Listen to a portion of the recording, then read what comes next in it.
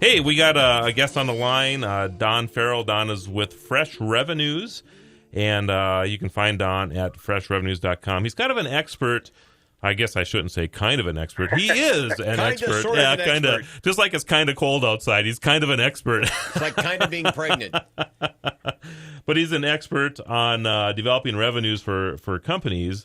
And I guess one of the things that I always think about with my companies is that if I want to talk to somebody about my company, you either better be making me money or you better be saving me money, which, of course, is making me money. So anyway, Don, welcome to the Tech Ranch. I appreciate that, Marlo. Hey, we're excited to have you on. And why don't you tell me a little bit about your background first, and then we'll get into what you're doing right now.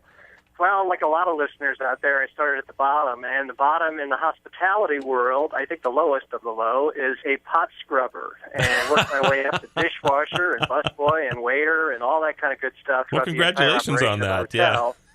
And I wound up in sales and marketing about 6 or 7 years later, and that's where I found my passion. So I started at 15. I'm now 57, so that gives you an idea how long I've been messing around in the hospitality space. Cool. Yeah. So, yeah. And you've kind of come up with a website called freshrevenues.com, and it looks like you're kind of putting together people who want to, putting a workshop together. You need somebody to speak at the workshop. You need a little consulting going on. You can kind of put people together, can't you? Yeah, I've got a book. We speak at different conferences, and if you're looking at the food chain, our holy grail is to connect with a client, develop a relationship, and set up different training programs for them. And the biggest difference between us and a lot of other training initiatives out there, Marlo, is the fact that we reinforce the training. So vision this, if you would. Envision this is we would go in, say, physically and work with your staff, and then starting the day after, we would put different reinforcement vehicles in place to make sure it's kept accountable, it's measured, it's coached, and it's an ongoing process, not just an injection of an idea. So that's what separates us from a lot of different training companies per se. Okay. But, yeah, we do speak, and we've got the book out there. So Cool. Yeah. And, again, everybody, this is Don Farrell. He's with freshrevenues.com, and you can find all kinds of information about his company at freshrevenues.com, of course. So why, what kind of, I know you're kind of getting into this a little bit, but let's talk a little bit more about what differentiates you between, other companies here. Our whole focus is sales and service. So when we work with different organizations, we start with low-lying fruit initially. So consumers are calling you up, they're hitting your website, they're walking into your store, whatever it is. What can we do to help in those conversions? And I'll stay on the hospitality space here, so we stay consistent in this message, I guess, today. So here's an example, Marlo. Somebody calls up a hotel and they say, "Hi, what are your rates, and do you have rooms for this weekend?" And a typical scenario might go like this. Let me check on that availability. How many people? 2? Okay. The rate on that's $95. And the consumer might say, "I'm going to call 2 more hotels. I'll call you back." And the favorite 2 letters of the English language are O and K. And it shouldn't be okay. So what we do is... I was about ready to say that myself. Go ahead. You going to say something? I said I was actually just going to say that myself, so thank you for stopping me there. Well, you know what? I had 286 employees of mine, and I forbid them to say the word okay, so they said KO from there on out. Okay, KO, Farrell. I love it. Yeah, it was not okay to say okay. So what we do is we go in with these typically $8, $9, $10, $12 an hour employees, and we get them to buy into the fact that they need to convert more and they can convert better, and here's why they should do it. And in doing so, we teach them the skills they need to convert not 30% of the inquiries, but more like 80%. And that 80% means $100,000, $150,000, maybe $200,000 to even a small hotel. Sure.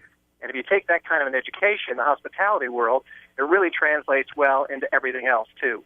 Banking, assisted living, name a business, hospitality is at the root of what you're trying to get those people to do, Yep. So to answer your question in one word or less, or a few words or less, we start with low-lying fruit, and we help them convert the people that are trying to commit.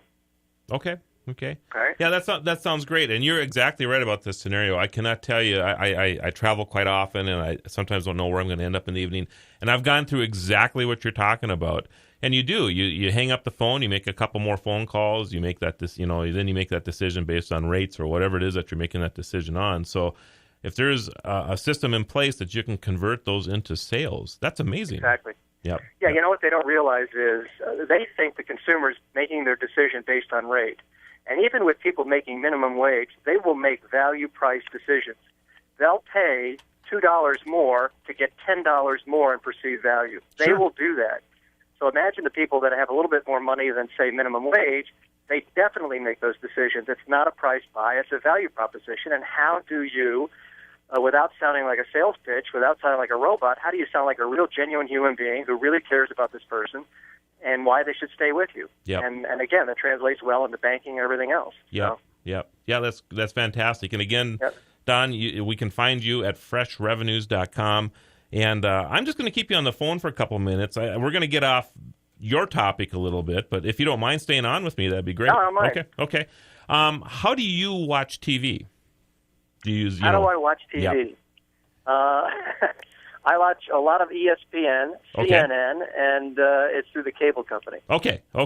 Are you familiar with Google TV or the Roku or any of those type of devices? You know, I know my kids are all about it. I haven't dug into it yet. Okay.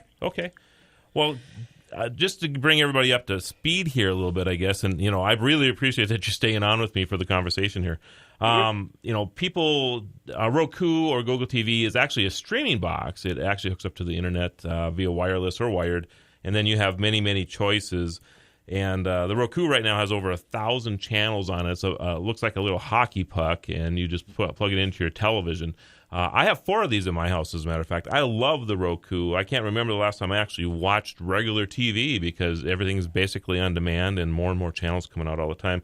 Well, Google has seen the light, I think, and they're going to rebrand their Google TV, and they're going to use it under the Nexus television. And they're going to be introducing this at CES next month, and it'll be interesting to see. About 10 million of these devices have been sold in the United States in the last year and a half. So there's a paradigm shift going on as far as how we view our television, and I think we're going to see big changes to that. So do you have you ever used like a Wii or a gaming system or anything to get to Netflix or anything like that, Don? You know, I have not, and I guess I missed that generation. And even my kids did because they were so busy in sports. They're 26 and 27. Okay. But needless to say, I know billions of people that do. So, yeah, I hear you. Okay. Well, I just, I was just curious as to, you're kind of in the same age bracket as I am, so I just was curious as to what you're doing, and it's basically. And so, do most of the people, that or whatever, are they still kind of in that satellite TV cable world, or? I'll put it this way. Here's a story, maybe. Okay. I'm at the yogurt shop the other day, and they've got 100 different toppings. And I said, I'm kind of old school. All I want is yogurt with nothing on top. And she said, I'll call you classical. So I tipped her heavily because it sounds better to go classical instead of old school. But I love most of my friends are basically old school. Now, I'll tell you this. They're big Netflix people. Okay. So they've advanced at least to that. They're into Facebook. They're into all that good stuff. So it's not like we're totally ignoring it, but we're not as far along as Roku yet. But sure. No doubt I'll get there. Sure. I'll grow up. That's very, very cool. So why don't you give us one last little bit about freshrevenues.com, and then we'll go into our break. Okay. So, go ahead. You want to talk about Fresh Revenues? Sure. Yeah, I'm putting you right on the spot now, Don. Yeah, that's okay. I didn't know it was my turn. That's okay. So after we get into our clients, we say, all right, let's take a look at the low-lying fruit. And now that they're convinced that we're somebody that can help them produce starting tonight, and that's the beautiful thing about this, is we train your people today that the revenues start cranking out tonight through these inquiries, right? So now what do? Is you start working on the culture of the business, and you turn everybody in that company, everybody in that organization into a salesperson. And the most unlikely of individuals, let's say at a hotel, might be a housekeeper. Now you say to yourself, her job's to clean 15 rooms a day, and needless to say, that's her primary responsibility. But in the process of her day, she runs into a bunch of guests. And what happens with that interaction? Usually not a lot. And let's just assume for a second she speaks English, because a lot of those folks don't. Sure. And there's a solution to that as well. So what we teach them to do is to actually engage the guest and ask questions like, how was your stay? And by the way, most guests are stunned that they even ask them. And they're like, you talking to me? And the housekeeper says, yes, how was your stay? And if you were to say anything other than legendary or stellar or phenomenal, she is then trained to ask if there was one thing we could do right now to improve your stay, what would it be? and guests are blown away. And in that process, they are impressed because a housekeeper who they did not expect to do that actually exceeds their expectations. Sure. And there's a simple formula for your listeners and for you, Marlo, as well. It goes V equals D over E. V stands for value, and E stands for expectation. And over that is the word delivery. Always, always, always deliver more than the consumer expects.